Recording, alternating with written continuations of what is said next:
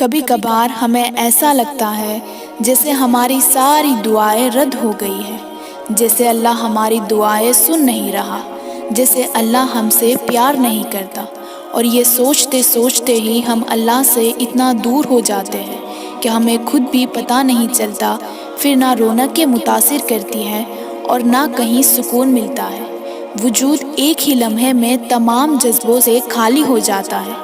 دنیا کو لگتا ہے ہم ضد کر رہے ہیں اللہ سے، لیکن یہ تو بس اللہ ہی جانتا ہے کہ وہ ضد نہیں بلکہ ہمارا اس تکلیف اور اذیت کو ظاہر کرنے کا انداز ہے۔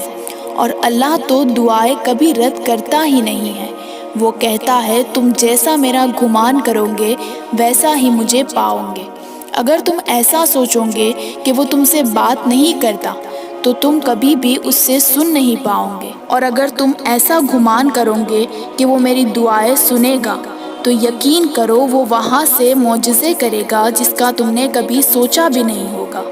وہ تو کافروں کی دعائیں بھی رد نہیں کرتا، اور تم تو پھر اس کے اپنے ہو، اس کے لاڈلے ہو، تو پھر وہ تمہاری دعاؤں کو کیسے نظر انداز کر سکتا ہے؟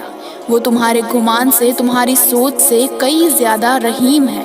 جب تم بے بسی کی خالی جھولی اس کے سامنے پھیلا لیتے ہو تو اس کی رحمت کو یہ گوارا ہی نہیں ہوتا کہ تمہیں خالی ہاتھ لوٹائے۔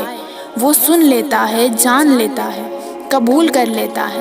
تمہیں بھلے اپنے کوئی راستہ نظر نہ آئے، لیکن تم یقین رکھنا وہ کوئی نہ کوئی راستہ ضرور نکالے گا، اور وہاں سے نکالے گا کہ تم حیران رہ جاؤ گے۔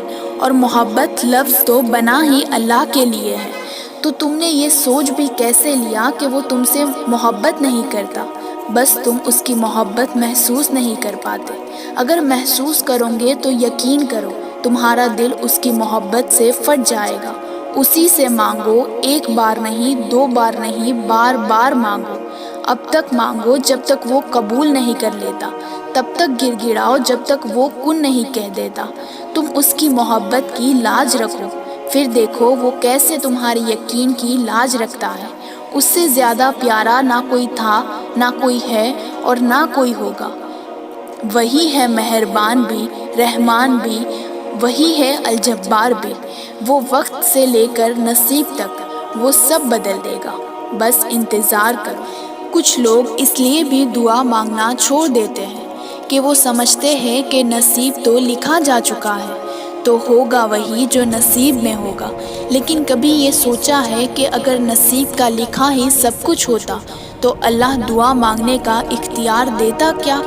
دعا مقدر تو کیا نصیب کے لکھے کو بھی ٹال سکتی ہے؟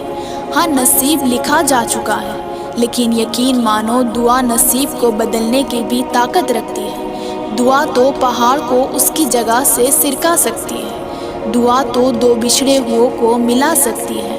دعا تو تمہاری آزمائش کا وقت ختم کر سکتی ہے۔ دعا تو تمہاری تکلیفوں، پریشانیوں کو خوشیوں میں تبدیل کرنے کی طاقت رکھتی ہے۔ اصل یقین والے تو وہ لوگ ہیں جو پریشانی، تکلیف میں بھی دعا مانگنا نہیں چھوڑتے۔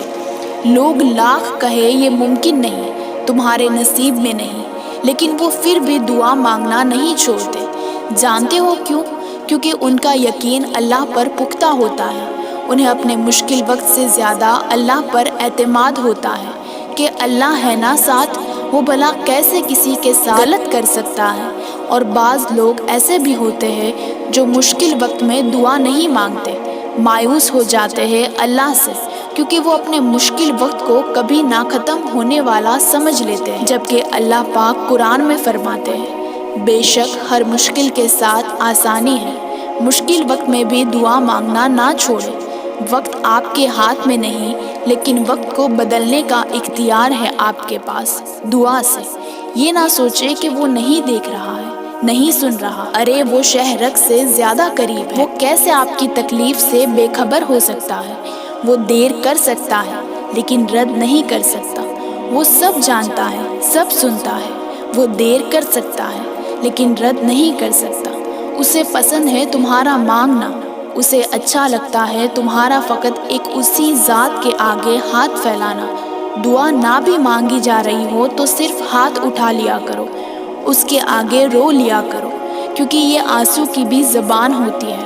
اور اس کے آگے بہایا گیا ایک بھی آنسو ریگا نہیں جائے گا۔